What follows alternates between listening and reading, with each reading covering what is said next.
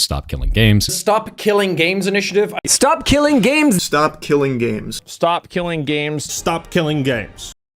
Greetings!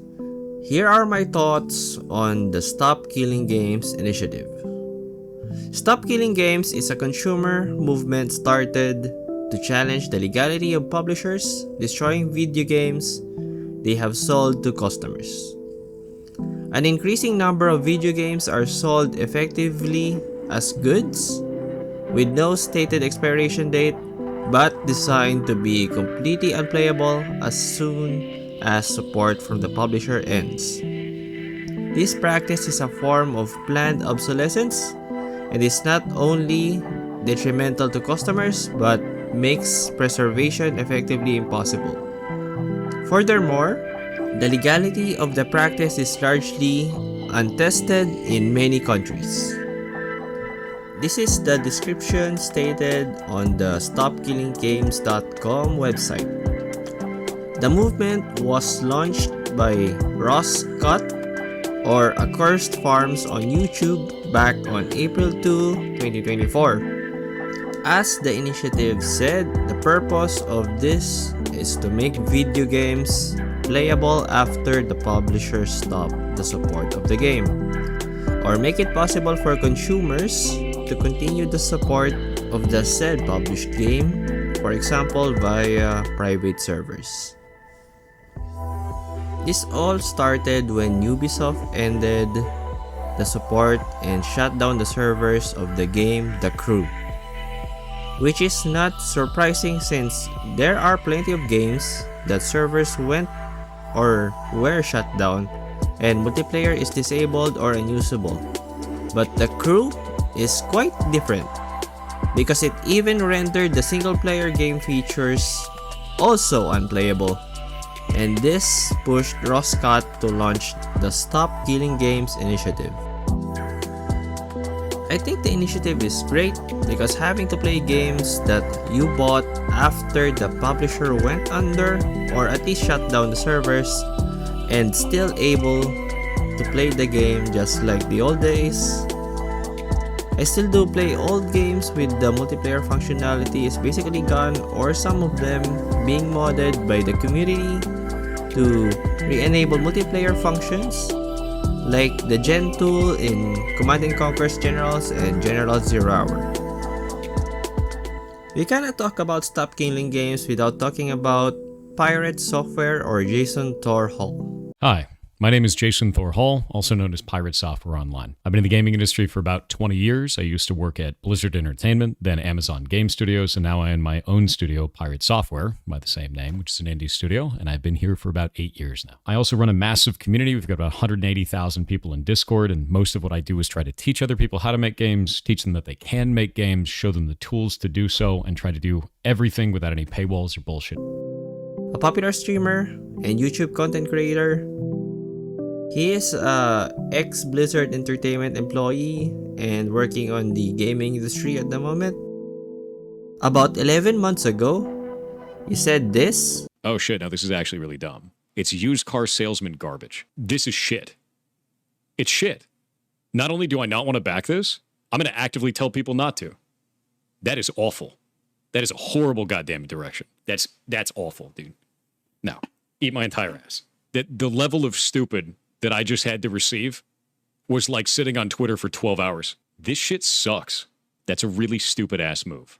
That's an incredibly stupid ass move. I think this is ass. This is complete garbage. All of this can eat shit then. I drop the mask entirely. I have no qualms about that. They can eat my entire ass. The whole thing. That sounds stupid as shit. He aggressively shown his disapproval with the campaign and even tried to stop or kill the Stop Killing Games initiative. He even threw an insult to Scott on one of his live streams. As months go by until recently, Ross Scott responded to Pirate Software's statement, and here it is. Our biggest critic by far is YouTuber and streamer Pirate Software, who goes by Thor. If your only exposure to Stop Killing Games has been this video, then you've been misinformed. This video is by someone who does not understand the campaign, has been trying to stop it, and has been making up what it is about. I am not saying that lightly. I will prove it in a minute. Ross cleared up most of Pirate Software's statement and clarified most of it. Right after Ross' reply, YouTubers rose up and helped Ross with his crusade, and one by one, they lent a hand to the campaign, created videos about the initiative, tweet, or spread word through other means. Recently, they achieved 1 million signatures, but as Ross cleared up, some of the signatures may be false or the information is inputted incorrectly. So he again created a video stated this. Every time somebody makes a mistake when they sign the initiative, their signature gets invalidated. So that means we need more signatures to make up for everybody's mistakes. It kind of reminds me of multiplayer games when you see somebody who just has no idea what they're doing, like they're attacking a wall or something. So in this case, we need to pick up the slack for the people who literally can't write their own name properly. That could be a lot. I've heard 10% minimum, 20% is better, 40% should be really safe. Or it would be, but we have a second problem. I've received several reports of people claiming to spoof signatures on the initiative site. First off, I want to say that this is not a change.org petition. This is a government process. Spoofing signatures on it is a crime. Please do not do this. They'll be checked later by the EU Commission, and my guess is the fake ones will get turned over to Europol or Interpol and they'll follow up on this. If it's coming from America, Interpol is known to cooperate a lot with the FBI. Now, will they prosecute people on this? I have no idea. Europe takes its political processes pretty seriously, so I would think the more it's being spoofed, the more they might send law enforcement after people doing this. Again, I would not suggest doing this. It seems like a bad thing to risk going to prison over. But the problem here is I am now in a complete fog as to how much this affects the initiative. Now don't worry, none of this will invalidate the initiative. All legitimate signatures will still count. But that 1 million number? Yeah, it might not be real. He instructed to accurately fill the form so there won't be any issues when this is presented on the European Parliament. As for me, I do support this campaign, but I am not feasible to actually join the campaign since I'm living in Southeast Asia.